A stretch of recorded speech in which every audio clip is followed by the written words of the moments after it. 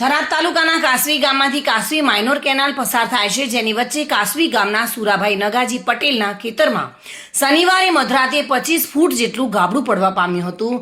જો કે ગાબડાના કારણે લાખો લીટર પાણી વેડફાયું હતું.